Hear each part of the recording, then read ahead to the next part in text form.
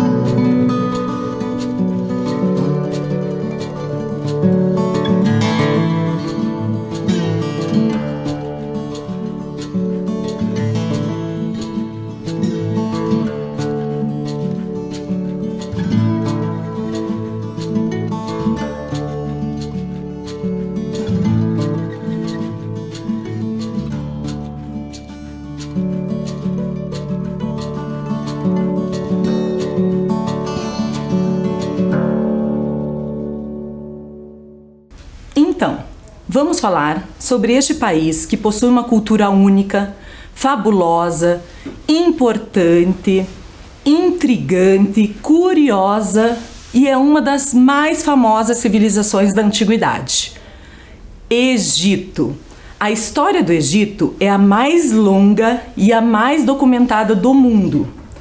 O Egito é um país localizado entre o nordeste da África e o sudoeste da Ásia, através da península do Sinai, que é uma península montanhosa e desértica do Egito.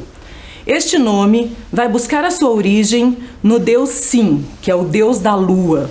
Por isso se diz que Sinai é a terra da lua e a terra das águas turquesas da paz. Ela ocupa uma posição estratégica que une dois continentes, África e Ásia. O Egito é um país grande e ele faz fronteira com Líbia, Sudão, Faixa de Gaza e Israel. E ele é banhado por dois litorais, Mar Vermelho e Mar Mediterrâneo, além do extenso e famoso Rio Nilo. A sua capital é o Cairo, é onde concentra sua maior população. O Egito é dividido em 27 províncias e a sua língua oficial é o árabe. O Egito é um dos países mais populosos da África. A população dele, no final de 2020, chegou a quase 100 milhões de habitantes. E vamos falar um pouco sobre o rio mais extenso do mundo.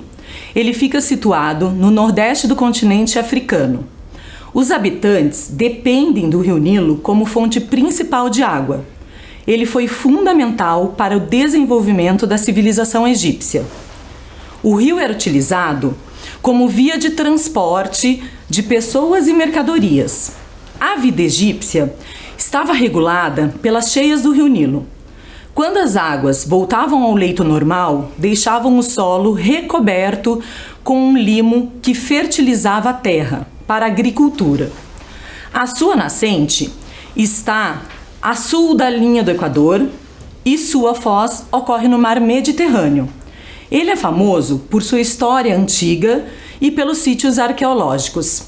O Rio Nilo, o mais extenso do mundo, tem um comprimento de 6.650 quilômetros. E ao longo do trajeto do Rio Nilo, formaram-se duas divisões territoriais: o Alto Egito e o Baixo Egito. Localizada mais ao norte, toda a região foi dividida em 20 nomos. O que era nomos? Era o nome dos distritos. É como se fossem estados independentes. E os egípcios, no Alto Egito e no Baixo Egito, usavam coroas distintas. Os egípcios usavam coroas distintas para distinguir os líderes do Alto e do Baixo. Por exemplo, o Baixo Egito, eles usavam coroa vermelha. Ele era mais desenvolvido e integrado ao comércio com o mundo ao redor em função de sua posição privilegiada de frente para o mar. Os conflitos se intensificaram na disputa pelas melhores terras do Rio Nilo. O Alto Egito usava coroa branca, como vocês podem ver na imagem. Então, o rei do Alto Egito, Menés, que foi o primeiro faraó, organizou seu exército para um ataque poderoso ao Baixo Egito, por volta de 3.200 a.C. E isso resultou na conquista do Baixo Egito e na unificação dos dois reinos. E assim deu-se a primeira dinastia do Império Egípcio, o Antigo Império. Após a unificação, a união, a coroa passou a ser dupla, simbolizando a união dos dois reinos, que é a combinação das duas coroas anteriores. Assim, o Egito tornou-se, naquela época, uma monarquia centralizada, formada por súditos subordinados ao poder do monarca. Dessa maneira, os egípcios eram obrigados a trabalhar nas lavouras, construções e obras administradas pelo governo do faraó. Depois de um longo período de estabilidade, a pressão dos monarcas acabou descentralizando o poder político em 2200 a.C. Na fase posterior, conhecida como Médio Império, foi um período marcado pela expansão territorial, conquistando também a cidade de Núbia. E apesar do grande desenvolvimento, o reino sofria com revoltas internas e guerras, o que acabou por enfraquecê-lo, facilitando a invasão do Ixos. Os Ixos são os povos asiáticos, que governou o Egito por aproximadamente 150 anos. A vitória desse povo aconteceu pelo uso de cavalos e carros de combate, até então desconhecido pelos egípcios.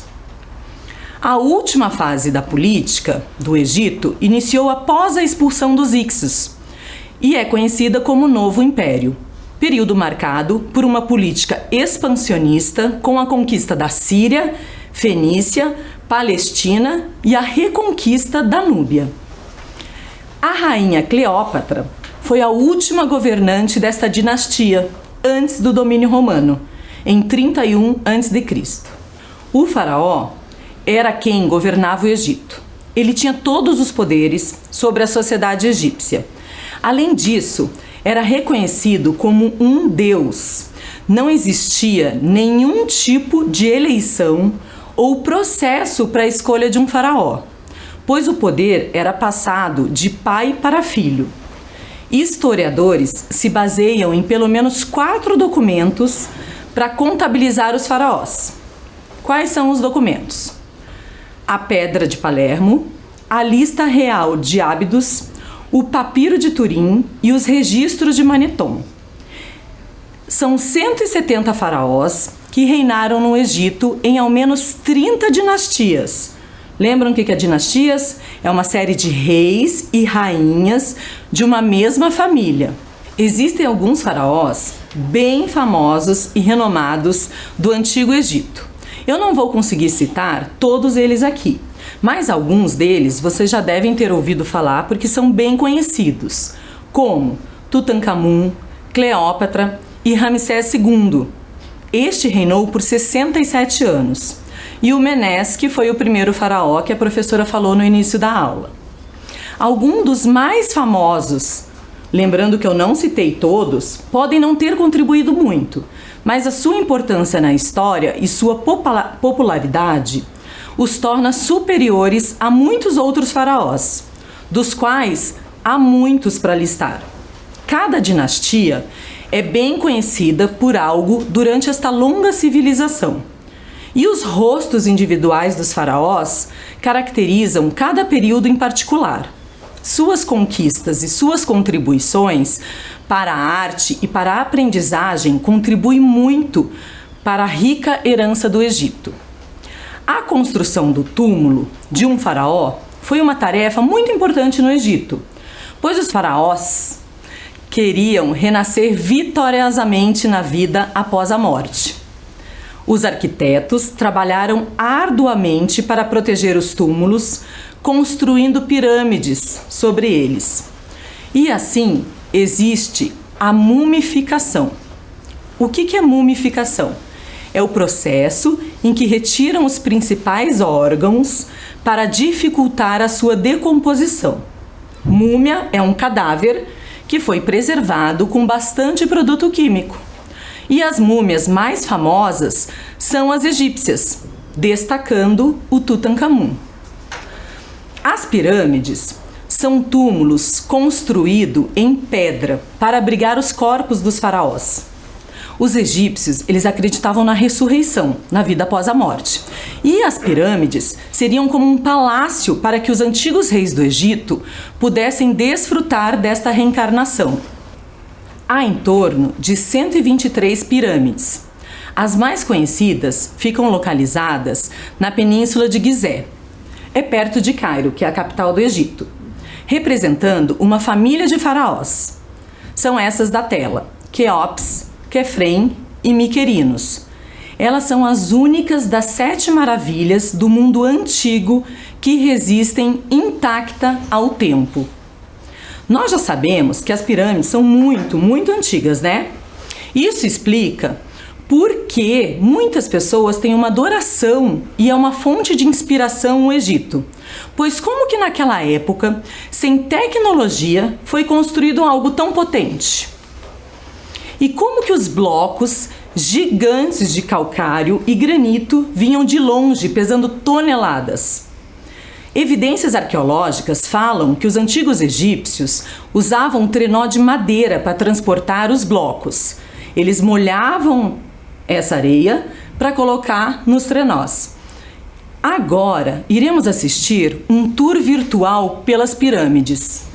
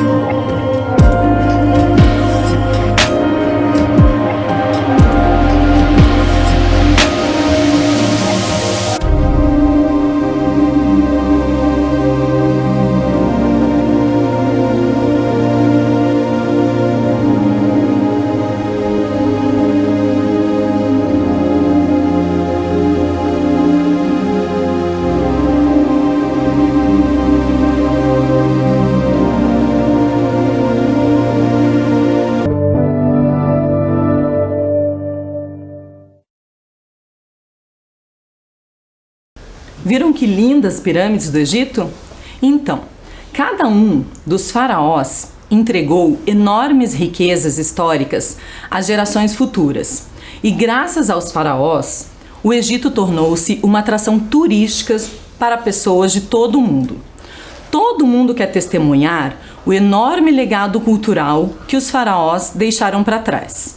Eles podem, de fato, ser considerados como os arquitetos de um Egito que ainda está conosco até hoje.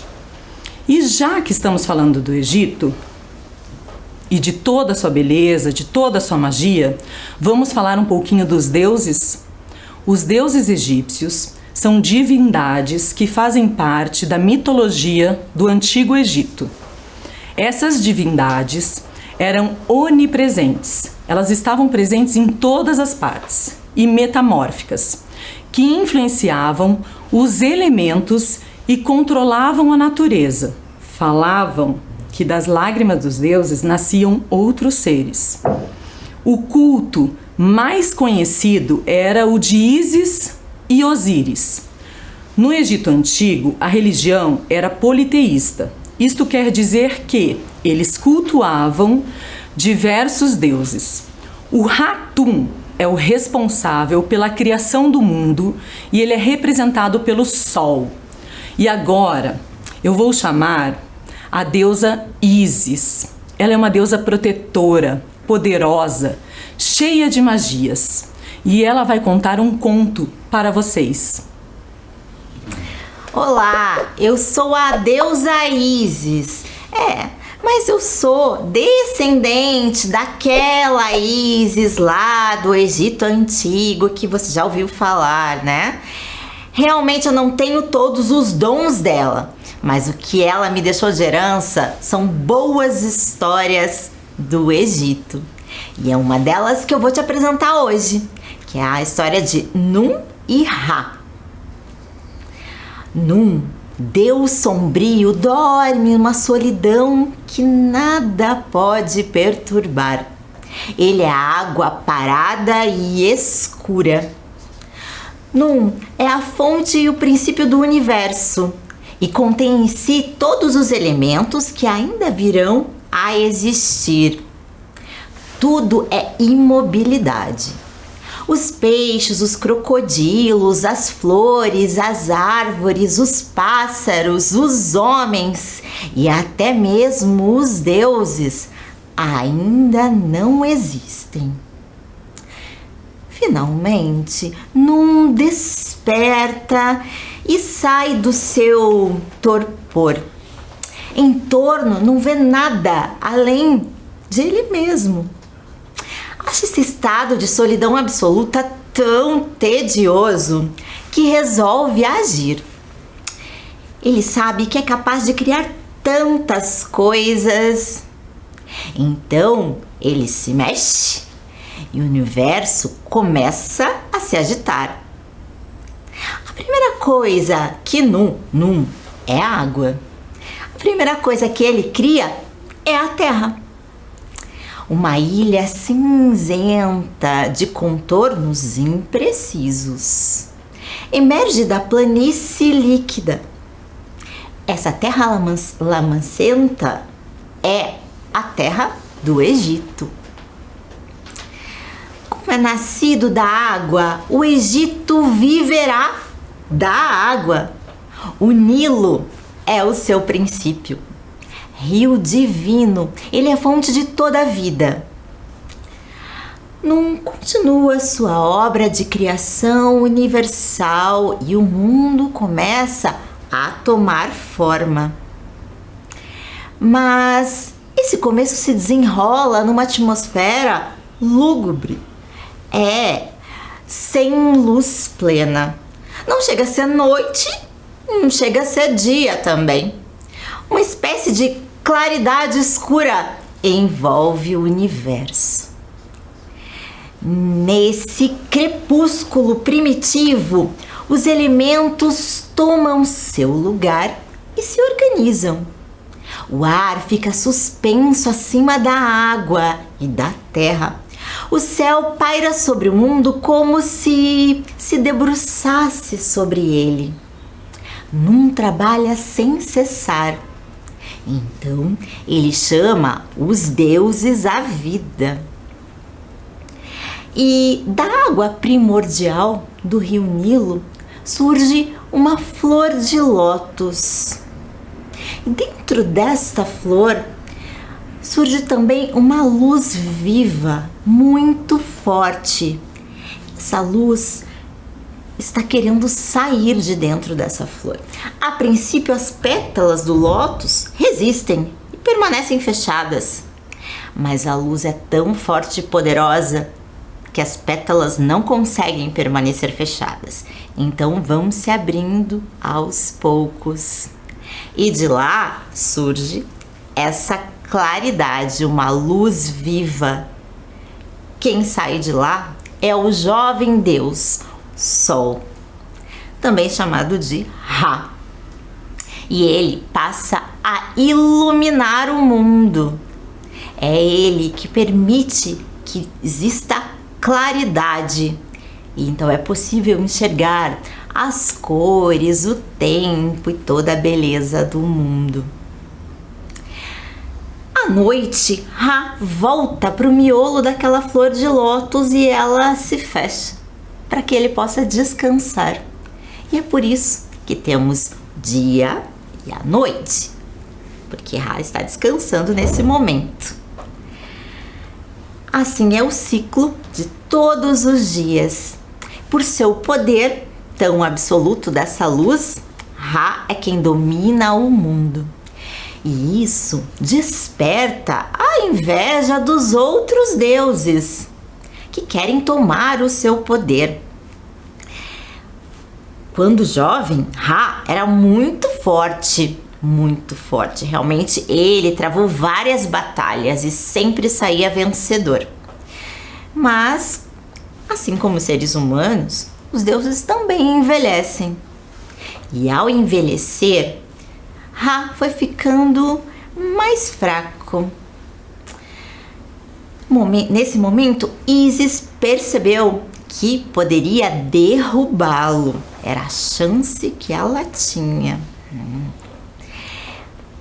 Mas os deuses envelhecem de um modo diferente dos seres humanos. Ra, por exemplo, ficou com os cabelos lápis lazuli, de um azul muito intenso. Sua carne se transformou em ouro puro. Seus ossos eram de prata muito reluzente.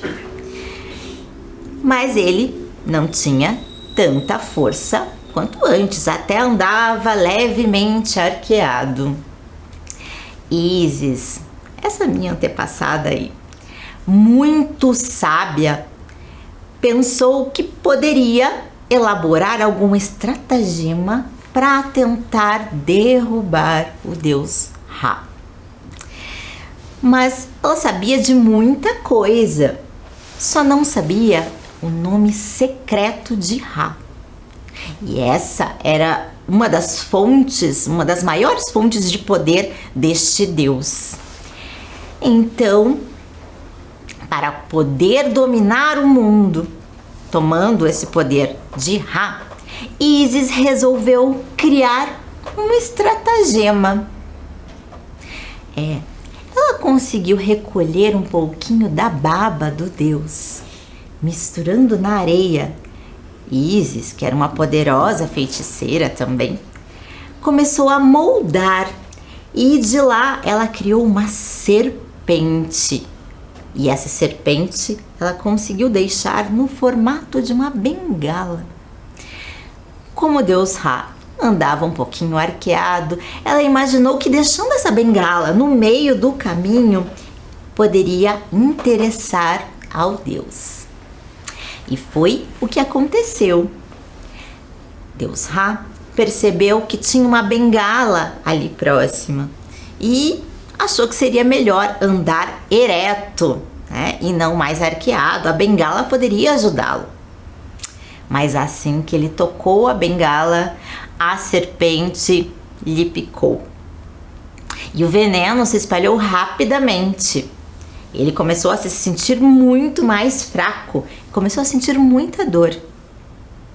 E é nesse momento que Ísis aparece, muito levemente falando e sendo super solidária com o deus.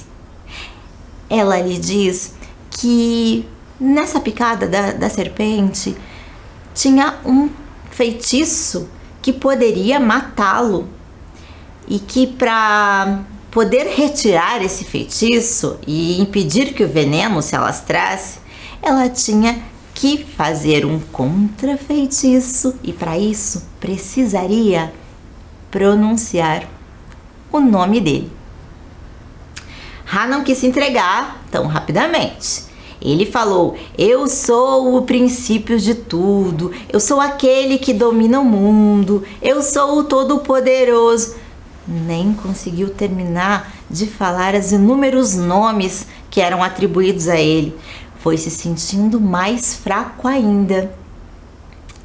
E então, o Deus Sol é obrigado então a murmurar seu nome secreto, que ninguém, nem Deus, nem humano, nunca tinha ouvido. Ísis o repete com as palavras mágicas adequadas. A dor passa. Ra está salvo. Mas o Deus magnífico está amargo. Claro, teve sua vida salva, mas não reina mais como Senhor absoluto do mundo. Agora terá de contar com Ísis, que conhece seu nome secreto.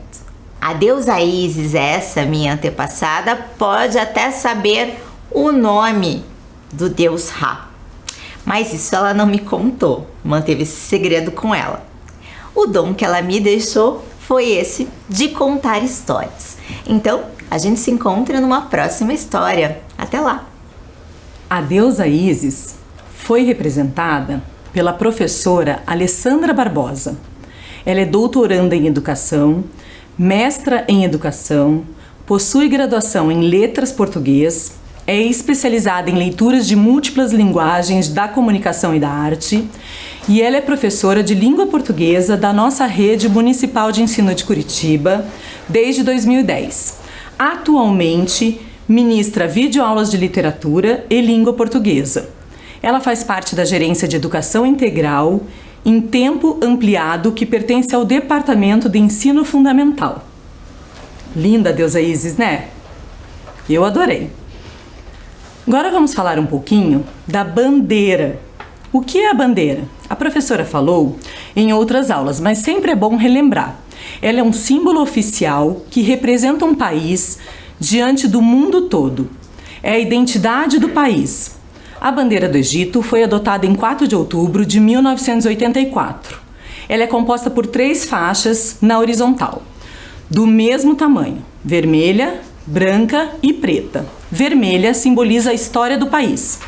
Branca representa a Revolução Egípcia de 1952, que acabou com a definitiva proclamação da República, e a cor preta simboliza o final da opressão do colonialismo britânico sobre o povo egípcio, e também a morte dos faraós Tutankhamun e Menés. O escudo é um símbolo da paz. É uma águia de Saladino, que é conhecida como uma águia egípcia, segurando um pequeno escudo com a bandeira em seu peito, e a cor representa o ouro. A localização do Egito, no mapa mundi, é esta que está em verde. E hoje, o atual presidente do Egito é Abdel al-Sisi. Ele é mais conhecido como General Sisi. Ele é um militar político egípcio desde agosto de 2012. É o chefe das Forças Armadas e o ministro da Defesa do país. Ele foi eleito em 2014 e reeleito em 2018. O Palácio de Abdem, que fica no Cairo, foi inaugurado em 1874. É um palácio de custo muito alto. Imaginem, ele tem 500 quartos e é um dos mais suntuosos do mundo, com muitas decorações em ouro puro. Vamos falar um pouquinho sobre a relação diplomática entre Brasil e Egito. São relações estabelecidas em 1924. As duas nações desfrutam de um relacionamento cordial no ramo político e são consideradas potências regionais na América do Sul e na África. A relação ganhou maior dinamismo após a instauração da República do Egito em 1953, o ano em que a legação brasileira no Cairo é elevada à categoria de uma embaixada. É uma cooperação bilateral que fortalece o diálogo político e intensifica os fluxos comerciais. E em 2010, tornou-se o segundo parceiro extra-regional a assinar acordo de livre comércio com o Mercosul. Atualmente, o Egito constitui um dos maiores mercados para carne bovina brasileira no mundo e principal destino das importações brasileiras na África. O Brasil possui uma embaixada no Cairo. O embaixador do Brasil no Cairo é Antônio de Aguiar Patriota. Ele assumiu em 2019. Ele é carioca, diplomata. E o Egito possui uma embaixada em Brasília. O embaixador da República Árabe do Egito no Brasil se chama Wael Hamed. E consulado? Nós temos 2 consulados do Egito no Brasil. Um geral fica no Rio de Janeiro e um escritório comercial fica no estado de São Paulo. O Egito possui um clima praticamente desértico, pois é uma extensão do deserto do Saara no norte da África. Os verões são secos, quentes e os invernos moderados. A melhor época para se visitar o Egito é entre novembro e janeiro. E vocês sabiam que no Vale do Rio Nilo não chove? Agora, algumas curiosidades sobre o Egito. Você sabe o que é hieróglifos? É uma forma de escrita pictográfica utilizado principalmente pela antiga sociedade egípcia e por alguns grupos indígenas americanos, como os maias e os astecas. A linguagem é considerada enigmática e de difícil compreensão, porque existe 7.000 tipos de sinais diferentes. Elas eram aplicadas em textos bem importantes, como as inscrições de túmulos, e é a forma mais antiga de escrita do mundo. Os egípcios foram os primeiros a adotar o ano de 365 dias, semelhante ao ano solar. Cerca de 3.000 a.C., eles fizeram isso para saber quando o rio Nilo iria inundar. E vocês sabiam que os egípcios tinham o maior respeito com os animais, principalmente com os gatos. No Antigo Egito, quem matasse um gato era punido com a morte. E em sinal de luto pela morte de seus gatos, os egípcios depilavam suas sobrancelhas. E para finalizar nossa aula, vamos falar sobre a contribuição que temos do Egito aqui em nossa cidade, em Curitiba. Vocês conhecem o Museu Egípcio e Rosa Cruz Tutankhamun? Ele fica no bairro Bacaxiri. Vamos conferir o vídeo. É uma alegria poder falar sobre a Ordem Rosa Cruz Amorque para vocês. A Ordem Rosa Cruz Amorque é uma fraternidade. Ela tem o início da sua constituição, ainda de forma, diríamos, incipiente, de uma forma ainda muito prematura, no Egito, por volta do ano 1325, durante um reinado especial do faraó Akenaton. Esse faraó foi ousado por volta de 1365. Esse faraó Akenaton teve uma visão, teve uma iluminação. E ele passa a defender a tese de que só existia um Deus. Ele dizia que esse Deus era um Deus que poderia ser usado como reflexo, como imagem, o Sol. Por que ele dizia isso? Porque ele entendia que o Sol dava vida, que o Sol tocava todas as pessoas indistintamente e uma série de outras proposições a respeito dessa possibilidade, que ele chamava de Atom.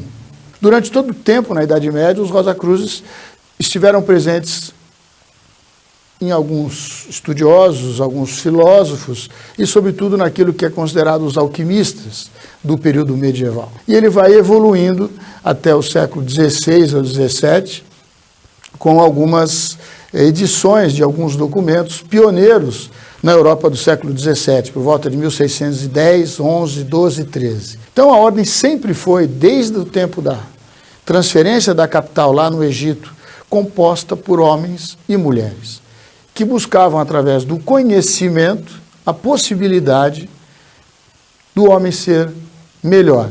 Melhor em que sentido? Na sua relação com ele mesmo, na sua relação com a sociedade e na sua relação com o transcendente ou na sua relação com Deus. Esses são os pilares que compõem os ensinamentos Rosa Cruzes. A jurisdição de língua portuguesa começa o seu trabalho pioneiro em 56.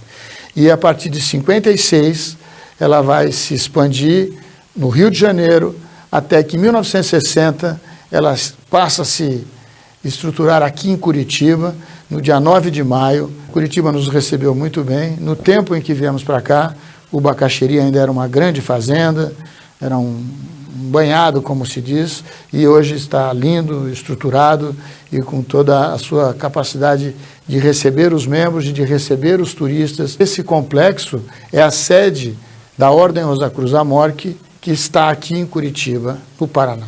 Mas, na verdade, nós temos 296 núcleos de estudos Rosa Cruzes, que são chamados, denominados, de Pronaoi, que é o plural de Pronaus, capítulos e lojas. Aqui é a grande loja que representa a gestão, a administração de todo esse conjunto de capítulos, lojas e Pronaoi.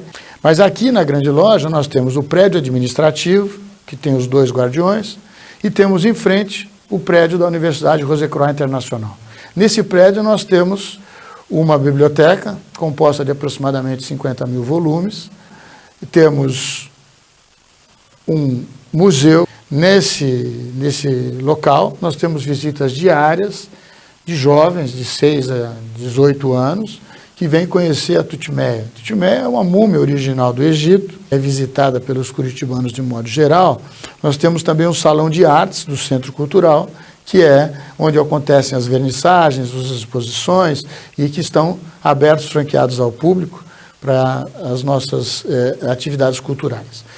O auditório são 600 lugares, totalmente reformado, com tecnologia de ponta, que faz parte do modo de divulgação do trabalho cultural da Ordem. Temos o estúdio Edith Piaf, que vocês estão conhecendo também, e temos o Templo da Ordem Martinista. Nós temos também a Alameda das Esfinges, com o obelisco ao fundo, temos a estátua também do César Augusto, e nós temos também o grande templo, que é aqui no Bosque Rosa Cruz, que é o prédio principal de todo esse complexo. O coração desse complexo é o grande templo.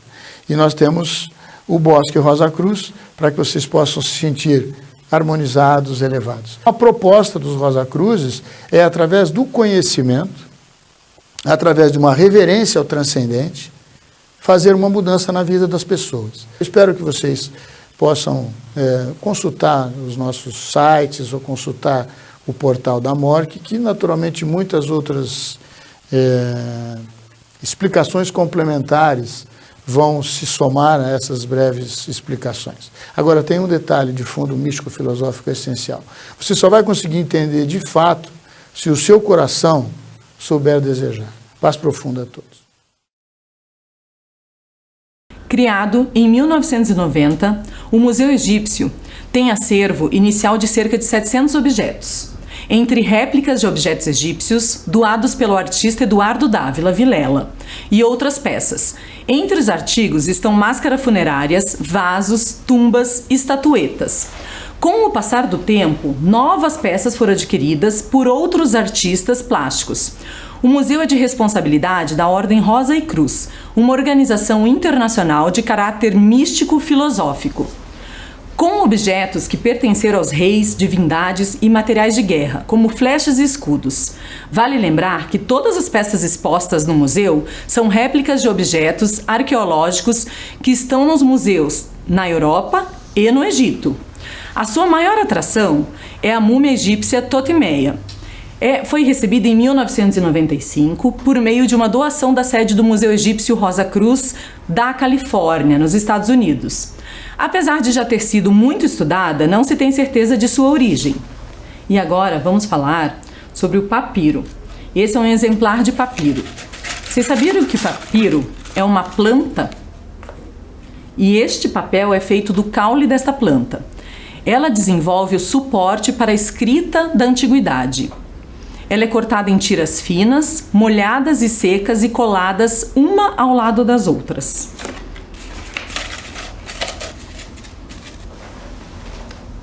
A professora vai deixar aqui algumas sugestões de livro para vocês. Primeiro, O Egito Passo a Passo, Contos e Lendas do Egito Antigo. Foi esse que a deusa Ísis contou para nós. Está dentro deste livro, que foi escrito pela Brigitte Evano. E como seria sua vida no Antigo Egito? Como é que os faraós, sacerdotes, camponeses e escravos passavam seus dias? De que maneira que lidavam com a dor do dente? Por que as mulheres egípcias raspavam sobrancelhas? E como sabemos sobre seu modo de vida? Então são livros bem curiosos e interessantes. Essa é a minha dica da aula de hoje para vocês. Esta aula foi preparada com muito carinho para vocês, espero que vocês tenham gostado. Muito obrigada e um beijo e um abraço e até a próxima aula.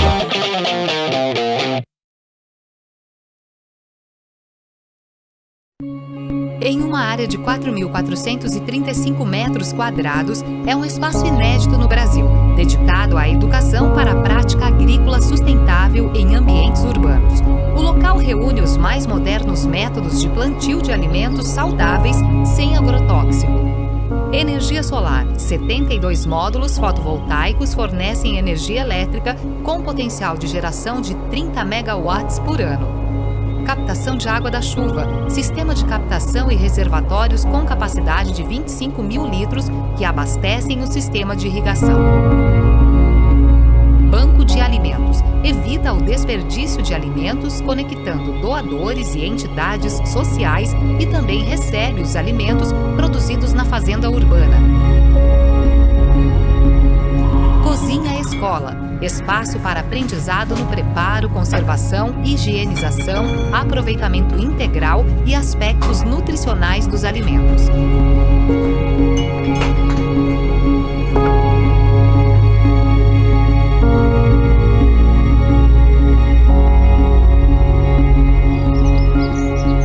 Compostagem e vermicultura. Ensino de técnicas de decomposição de material orgânico que colabora com a redução do lixo e obtenção de adubo para a agricultura. Estufas, replicação de espécies, triagem de mudas e cultivo protegido para espécies mais exigentes em condições climáticas.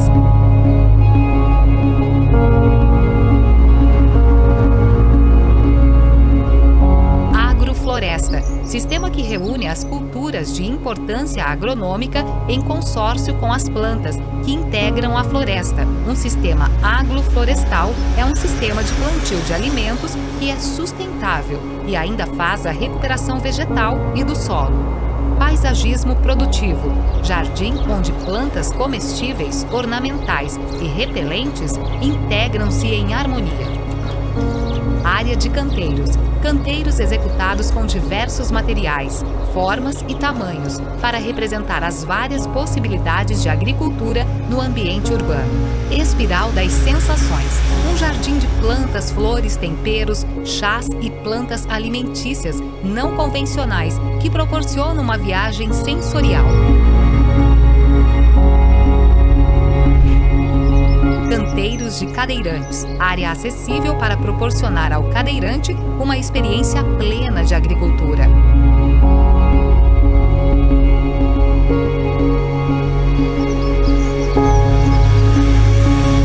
Jardins de mel, colmeias de abelhas jataí, mandaçaia, guaraipo, mirim e manduri, formam o ecossistema apícola de espécies fundamentais para o equilíbrio ambiental e a produção agrícola.